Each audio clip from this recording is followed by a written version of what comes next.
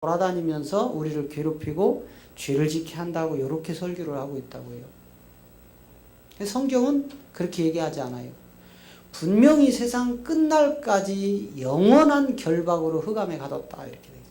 여기서는 흑암이라고 되어 있지만 베드로 사도는 지옥이라고 표현을 해놔요. 자, 베드로후서 2장 4절을 보세요.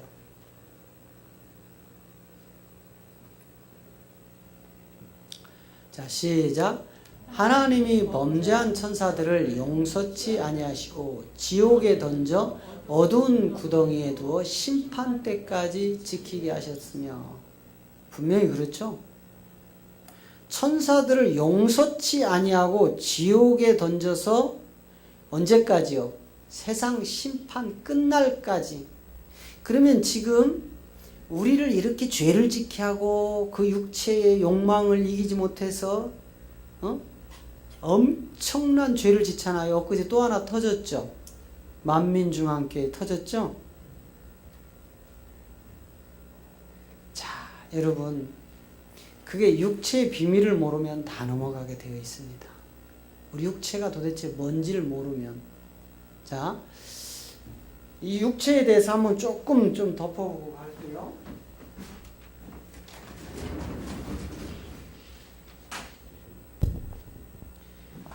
자, 육체를 보면은요, 여러분 지금 우리가 창세기에서 6일 창조 속에서 나오는 이 세계가 바로 이 세계예요.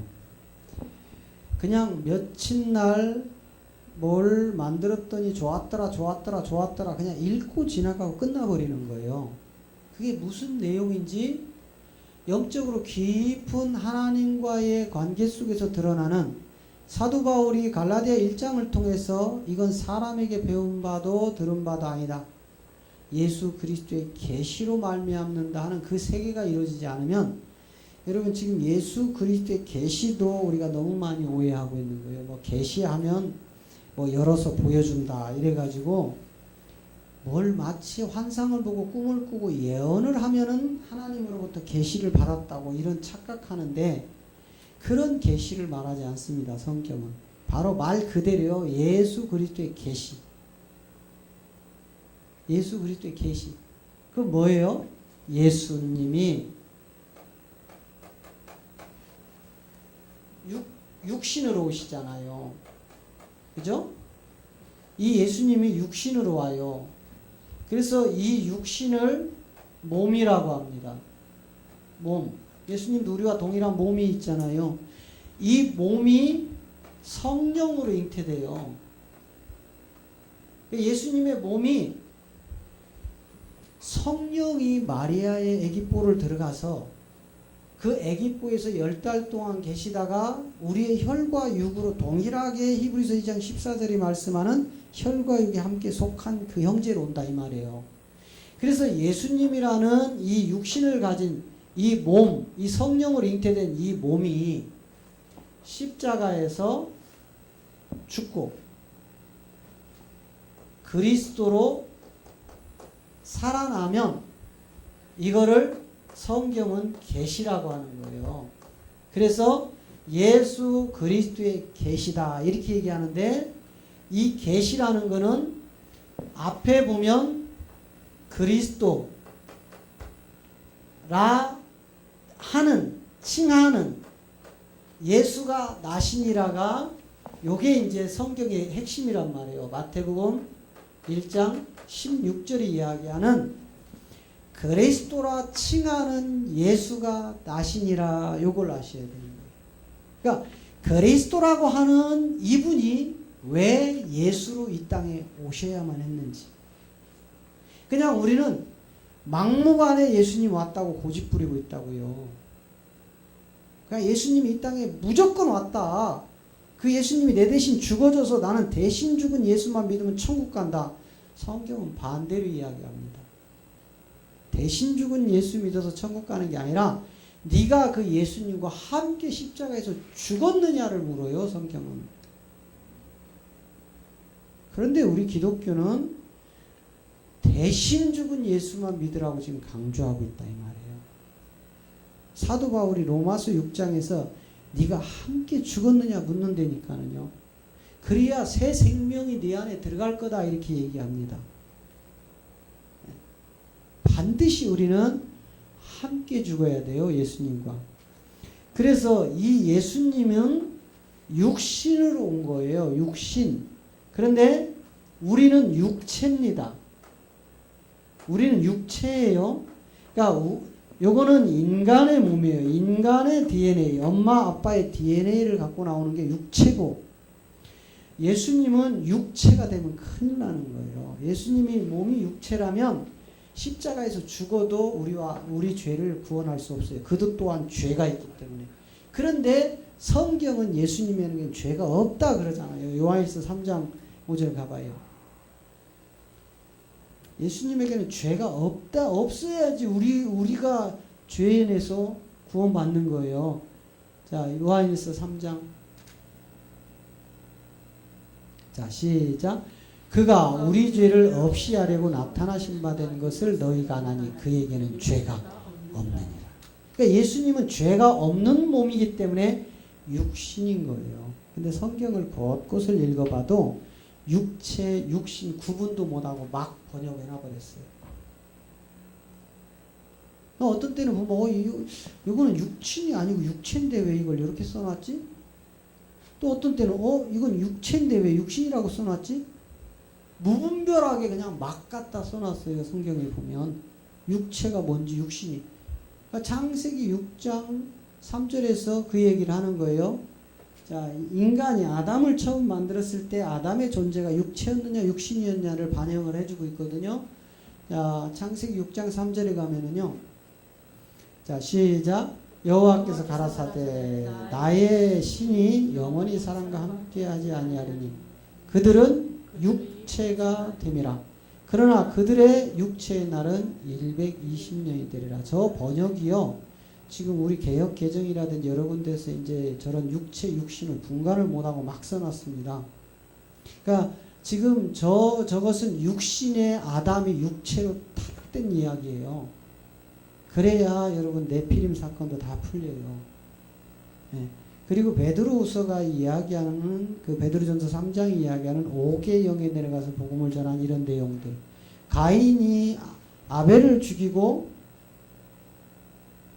나를 만나는 사람이 나를 살인자라 하여 나를 죽인다고 벌벌 떨 때 여호와 하나님이 증표를 줘서 그런 사람이 나타나거들랑 이 표를 보여라. 그러면 너를 죽이지 않을 것이다.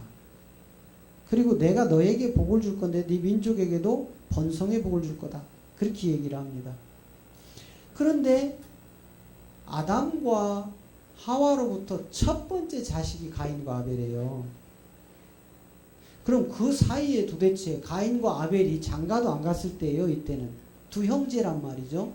그런데 그 제사 사건으로 시기와 질투 속에 육체의 욕망을 채우고자 그 형인 가인이 아벨 동생을 죽여버리는 거예요.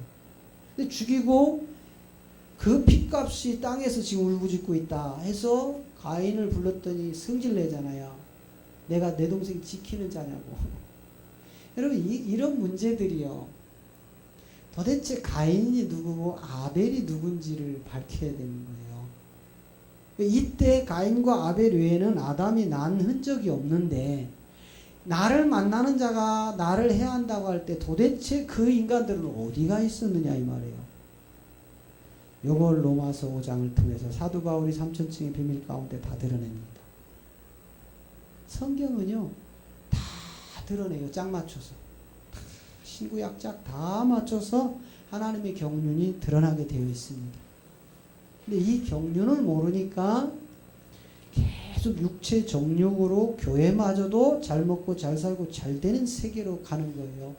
그래서 마치 목사님 중에 병을 고치고 능력을 행하는 사람한테는 사람이 막 몰려가는 거예요. 그리 몰려갔더니 결국 어떻게 돼요? 저렇게 누구죠? 만민중앙교회처럼. 또 베레아라는 그제 그것도 터졌었죠? 40년 동안 성락교회 베레아. 여러분 차라리 유다한테 예수님이 뭐라고 해요? 야 너는 차라리 태어나지 말았으면 좋았을걸 이렇게 얘기하잖아요. 차라리 그 교회가 부흥이 안 됐더라면 그들이 그렇게 걸릴까요 거기에? 안 걸리죠. 그러니까 목사님들 작은 교회라고 실망할 거 하나도 없다니까는 괜히 커서 죄 짓고 지옥 가느니 차라리 적고 죄 안 짓는 게 낫다고요. 그러면 또 이제 큰 교회 목사님들이 아이고 합리화 잘한다, 능력도 없는 것들이 저런 소리는 한다고 또 이럴 수 있어요. 그런데 여러분 본질을 아셔야 돼요. 본질. 응? 자, 그래서 이 계시가 되는 거를, 자, 이거를 마가복음 1장 1절은 뭐라고 하는지 한번 보세요. 자, 마가복음 1장 1절은, 자, 시작. 하나님의 아들 예수 그리스도의 복음의 시작이라. 그러니까 이 예수가 십자가에서 죽고 그리스도로 살아나는 이거를 복음의 뭐라고 해요? 시작이라고 하는 거예요. 시작. 시작이면은 지금 끝이 났다는 말이에요? 안 났다는 말이에요? 안 났다는 말이라니까요. 복음의 시작이 예수가 그리스도일 때, 자, 저거를 이제 여러분, 왜 마가가 하나님의 아들 예수 그리스도를 보고 예수 그리스도를 복음의 시작이라고 했는지, 자, 요한복음 20장 31절을 한번 보세요. 요한복음 20장 31절을 보면 요 복음의 시작에 대하여 사도 요한이 정확하게 이야기합니다. 시작. 오직 이것을 기록함은 너희로 예수께서 하나님의 아들 그리스도이심을 믿게 하려 하며 또 너희로 믿고 그 이름을 힘입어 생명을 얻게 하려 합니다. 자, 분명히 그렇게 되어 있어요. 예수님이 하나님의 아들 누구로 믿으라는 거예요, 지금. 그리스도로 믿으라고 하잖아요. 야, 성경을 기록한 목적은 말이야, 예수가 하나님의 아들 그리스도라는 것을 믿게 하려고 기록했다, 이렇게 되어 있어요. 그러면 예수 그리스도의 복음의 시작이라는 부분이 이해가 되어지죠. 왜 이 부분이 복음의 시작점인지. 끝이 아니라니까요. 시작이라고요. 우리가 예수 그리스도를 아는 거는 복음의 출발선상에 지금 있는 거예요. 그래서 이제 특히 4가지 침례 같은 거를 이제 잘 살펴봐야 돼요. 마태복음 28장 19절에 이야기하는 아버지와 아들과 성령의 이름으로 세례를 주라. 이 세례가 도대체 뭔지. 그리고 세례 요한을 통하여 예수님에게 주었던 이 물세례를 아볼로 목사가 사도행전 18장에서 어떻게 표현을 해놨는지. 이런 부분들이 이제 전부 다 우리가 이제 풀어야 될 것들이에요. 자, 그래서 이 복음의 시작점은 예수를 그리스도로 믿으면서부터 이제 우리에게 뭐가 오냐면 생명이 오는 거예요. 우리에게 생명. 이거를 사도 바울이 로마서 6장 4절에서부터 이제 그 이야기를 해요. 자, 로마서 6장으로 가봐요. 자, 그러므로 우리가 그의 죽으심과 합하여 세례를 받음으로 이렇게 되어 있다고요. 자, 우리가 흔히 이야기하는 내가 성부와 성자와 성령의 이름으로 세례를 주노라 이렇게 한다고 그 사람의 구원이 끝난 겁니까? 그건 구원하고 아무 상관도 없는 행위예요. 행위. 성경이 이야기하는 세례라는 거는 반드시 그의 누구요? 예수님의 죽음과 합하죠. 그러니까 예수님의 죽음과 내가 같이 죽은 자를 세례받았다고 하는 거예요. 성경이 말하는 세례는. 성경이 말하는 참 세례는 내가 예수님이 십자가에서 죽을 때 나도 함께 죽을 때 예수님과 내가 하나가 되어질 때 이걸 세례라고 한다 이 말이에요. 지금 분명히 바울이 그렇게 얘기하잖아요. 그래서 죽으심과 합하여 세례를 받음으로 그와 함께 장사되었다고 하잖아요. 그러니까 여러분 우리가 이야기하는 거는 예수님의 죽음도 이야기를 합니다. 또 예수님의 부활을 이야기를 해요. 그런데 실상 하나 잊고 있는 게 뭐냐면 장사를 빼먹었어요. 이 장사가 없는 죽음과 부활은 아무런 의미가 없는 거예요. 지금 사도 바울이 그 얘기하는 거예요. 우리가 흔히 예수님이 날 위하여 십자가에서 죽었습니다. 그리고 3일 만에 부활하셨습니다. 이 이야기는 많이 하는데 장사에 대한 내용을 지금 빠뜨리고 있다고요.